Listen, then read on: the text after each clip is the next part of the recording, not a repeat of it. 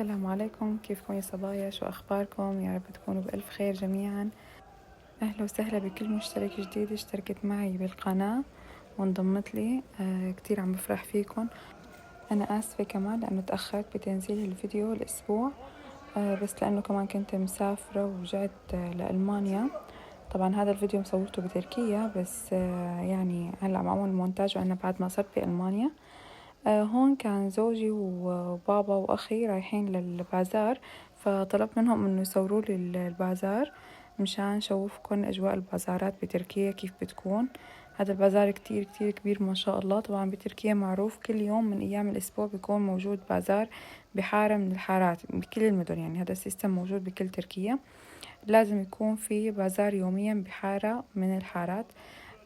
فشوفوا هون بيكون في كل شي تقريبا. يعني هلا هني هون قسمين، بس مصورين عفوا قسم الخضار بس والأكلات الفطور، يعني قسم الطعام، بس هو كمان بيكون في قسم تاني للملابس، لأدوات المطبخ، لمستلزمات البيت يعني التاني غير الأكل.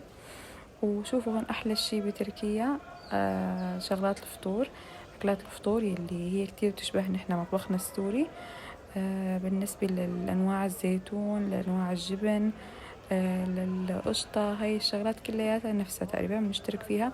بتختلف شوي أنواع الجبن حسب الأماكن، بس كتير في شغلات متشابهة بيناتنا. وشوفوا ترتيبهم قديه حلو، قديه واحد يعني بيشتهي إنه لما يروح على البازار يرجع على البيت ويطبخ. قد ما بيكون في تنوع حلو بالخضار، وقد ما بيكونوا مرتبينه بطريقة حلوة بتشهي عن جد الواحد إنه يطبخ. شوفوا هون رح أترككم بجولة تشوفوا البازار منيح، وبرجع لكم بالوصف اللي رح أعمله من خيرات رب العالمين ثم من البازار. خضرة كلها تازة كلها بتشهي على الأكل. رح أعمل محشي الفليفل التركي اللي بينعمل بالفرن، أو الدولمة، دولمة الفليفلة. فشوفوا معي. وبالنسبة للناس اللي ما بتحب تشوف هيك شغلات، ففيكم تتخطوا للدقيقة الرابعة وقت اللي ببلش الفيديو.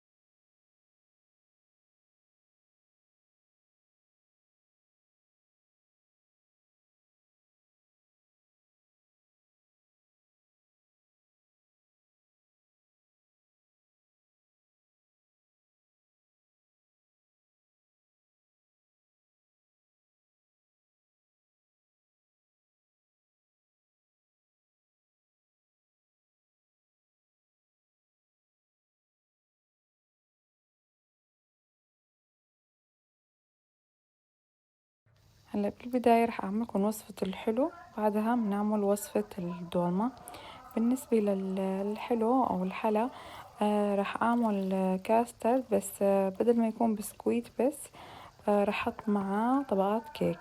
فبالبداية حطيت حليب لتر كامل، وعفوا لترين حليب، وحطيت لهم من هذا البودنج الجاهز، طبعا متواجد بأي ماركت بأي مكان. فأنا بحب هاي الماركة كتير، بحسها أنه أطيب شي للبودنج. وهي الماركة بتجي عنا بدون سكر، فنحن لازم نضيف السكر. السكر بتضيفوه حسب الرغبة، يعني كل حدا وقديه بيحب الحلاوة تكون. وطبعا ما فيني أعطيكم مقادير لأنه كل نوع أو كل شركة إلها مقاديرها إنه قديه لازم تحطوا حليب.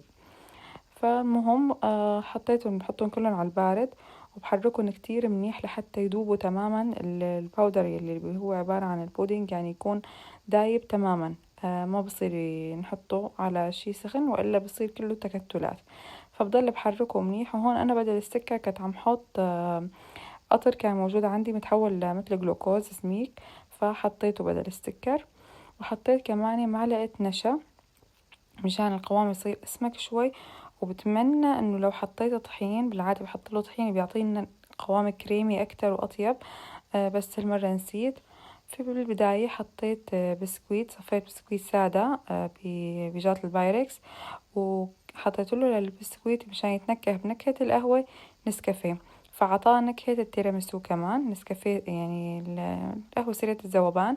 فحطيت هيك غمست البسكويتات، حطيت عليهم شوي من القهوة، فعطوا كتير نكهة طيبة للحلا، خصوصا انه هو طيب مع القهوة، فهيك بصير يعني النكهات قريبة من بعض.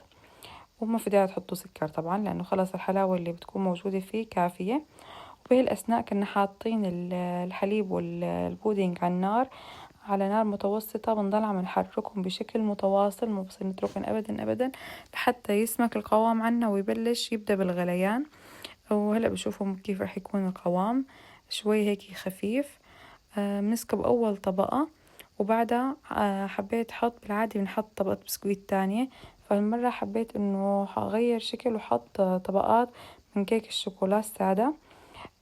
ف كيك الكاكاو يعني هذا جاهز من الماركت، فجبته قطعته كلياته قطع بنفس الحجم، هن مثل ما شايفين أصلا جايين تقريبا هيك مقطعين.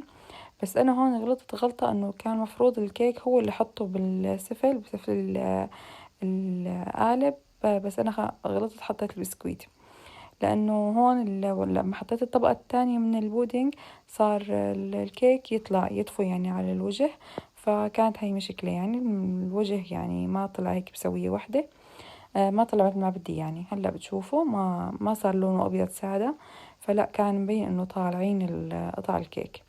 بس يعني المهم الطعمة، والطعمة كانت كتير طيبة. وغطيته كمان وقت اللي شفته هيك صار، غطيته بالشوكولا طبعا. بعد ما حطيته هيك خليته شوي يمسك وجه لحتى ما يكون سخن كتير يعني وسائل. بعدين ذوبت شوية شوكولا بحمام مائي وحطيتها بكيس عادي، وحطيت على وش القالب كزينة شوكولا. طبعا فيكم تتركوه مثل ما هو، فيكم ترشوا على وشه كاكاو بس، وفينكم كمان تحطوا اي مكسرات بتحبوها، فيكم تطحنوا بسكويت وتحطوا على الوش كمان بيطلع طيب. تبشروا الشوكولا بشر، هي الزينة بقى انتو اختياراتكم كيف بتحبوها تكون. نتركه ليلة كاملة بالبراد، وتاني يوم بيكون جاهز. شوفوا هاي شكله هون كان قبل ما احطه بالبراد. طبعا كل ما ضل بالبراد كل ما طلع اطيب، ما تستعجلوا عليه كتير، حتى بالتقطيع بصير احسن. بيطلع قطعة يعني هيك حلوة ومرتبة وكتير طيب. لا إذا كان جايكم نضيوف، هون شوفوا شكله كيف بعد ما قطعناه مثل الجيلي، القوام كتير كتير طيب، ومثل ما قلت لكم ضيفوا طحين رح تحبوه. وهون كنت نازلة على مكتبة، عرفت إنه في مكتبة موجودة بميدان قيصري للكتب العربية، فتواصلت معهم على الانستغرام وشفت ايمتى بيفتحوا، ورحت شفت الكتب. طبعا المكتبة ما كتير كبيرة، بس عندهم كتب حلوة، وأي كتاب تحتاجوه بيأمنوا لكم إياه. إذا حدا موجود بقيصري فتواصلوا معي، أنا بعطيكم اسمها للمكتبة.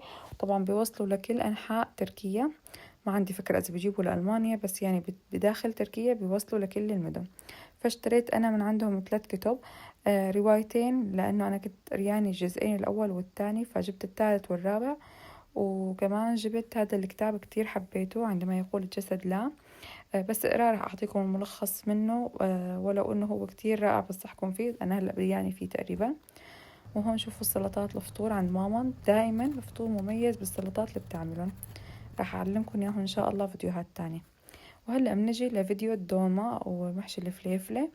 بالبداية جبنا هاي الفليفلة، اختاروها اللي بيكون لها 3 شو بنسميهم، 3 بتلات، 3 انتفاخات، يعني تكون كأنها مقطعة على 3 بس من تحت، لأنه اللي بتكون مقطعة على 4 بتصير مرة بالأكل، هديك يخرج سلطات أكتر مخلل وهاي القصص.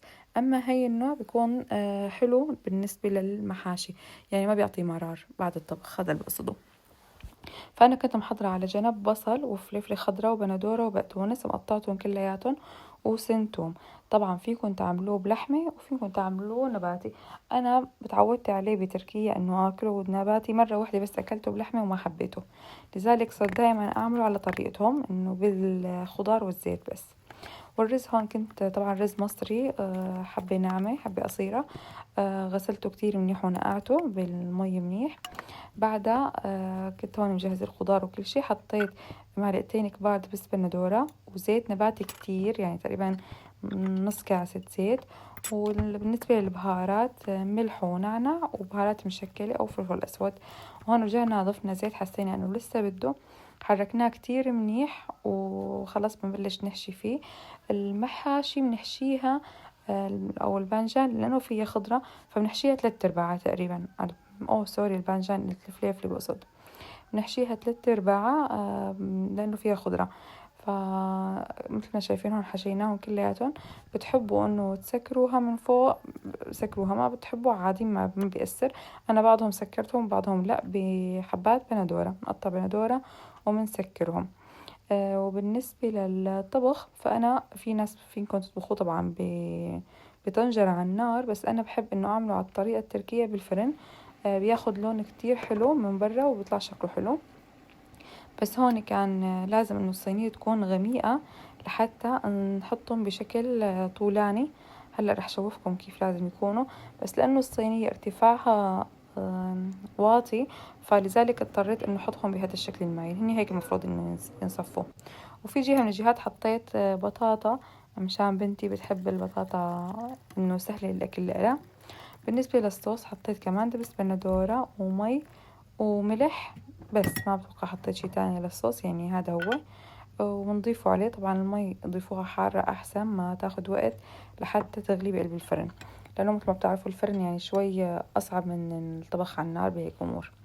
وبعد ما حطيت الصوص غلفت الصينية كلياتها بورق سلوفان، بس شوي يعني ببداية تقريبا أول نص ساعة بس بنغلفه مشان يحبس البخار ويستوى من الطرفين، لأنه ما موجود ما محطوط بطريقة عمودية.